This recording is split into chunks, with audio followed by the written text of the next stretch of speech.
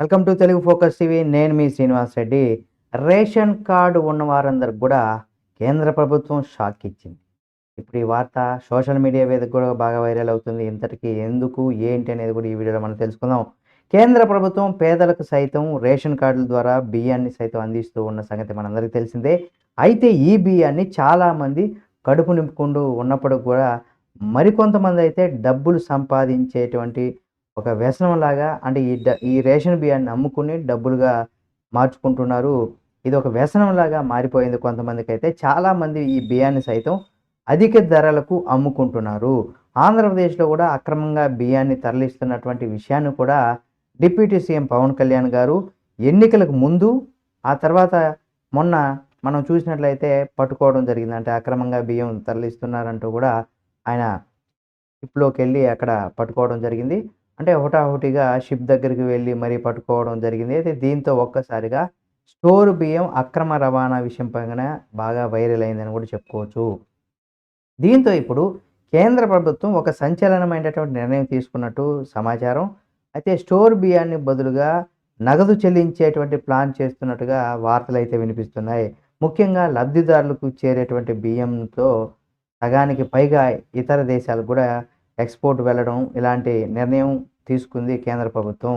అంటే సగం పైగా కూడా రేషన్ బియ్యం అంతా కూడా ఇతర దేశాలకు వెళ్ళడం, ఆ మధ్య ఇతర దేశాలకు రవాణా చేస్తున్నటువంటి దళారీలు బాగా సంపాదించుకుంటున్నారు అని చెప్పుకోవచ్చు. కాబట్టి కేంద్రం కేంద్ర ప్రభుత్వం ఇటువంటి నిర్ణయం తీసుకున్నట్టు సమాచారం. ఇక రాబోయే రోజుల్లో స్టోర్ బియ్యం కట్ అనే వాదన కూడా చాలా బలంగా సోషల్ మీడియా వేదికగా ఎక్కడ ఆంధ్రప్రదేశ్‌లో ఎక్కువగా దీని గురించి కూడా చర్చలైతే చేసుకుంటూ ఉన్నారు. అంతేకాకుండా అందరికి తగ్గట్టుగా డబ్బులు కూడా వెళ్ళబోతున్నాయట. మరి ఇంతవరకు కూడా ఫలితాలు ఎలా వస్తాయంటే ఇది ఏ విధంగా ఉండబోతుంది? ఒకవేళ డబ్బులు ఇస్తే నిజంగా ఒక 25 కేజీలు కొనుక్కునేటువంటి రూ. 40, 50 విలువ చేసేటువంటి బియ్యం ప్రస్తుతం మనం కనుక చూసినట్లయితే మినిమమ్ రూ. 40 దగ్గర నుంచి స్టార్ట్ అవుతుంది కాబట్టి, ఈ రూ. 40 చొప్పున ఎన్ని కిలోల బియ్యం అయితే అన్ని కిలోలకి డబ్బులు చెల్లిస్తారా లేదా అని కూడా చూడాలి. అయితే ఇప్పటికీ ఈ విషయాన్ని పైగా ఎన్నో సార్లు వార్తలు వినిపించినప్పుడు కూడా కేంద్ర ప్రభుత్వం నుంచి కూడా క్లారిటీ అయితే రాలేదు. కానీ రాబోయే రోజుల్లో స్టోర్ బియ్యం పైన కూడా ఎలాంటి కీలకమైనటువంటి నిర్ణయం తీసుకుంటారా అనే దానికి సంబంధించి కూడా తెలుస్తుంది సమాచారం. దీనివల్ల అక్రమ రవాణా తప్పుతుందని, అంతేకాకుండా రేషన్ కార్డుదారులు కూడా ఇష్టమైనటువంటి బియ్యాన్ని కొనుక్కునేటువంటి తినగలరనే విషయాన్ని కూడా గుర్తు చేసింది కేంద్ర ప్రభుత్వం.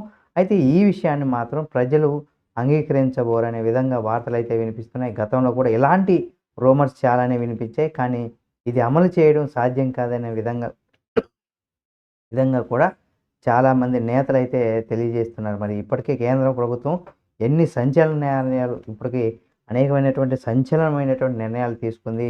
మరి దీనిపైన కేంద్ర ప్రభుత్వం అఫీషియల్‌గా అనౌన్స్ చేసేంత వరకు కూడా ఇదంతా కూడా గాలివార్తగా మనం తీసుకోవచ్చు.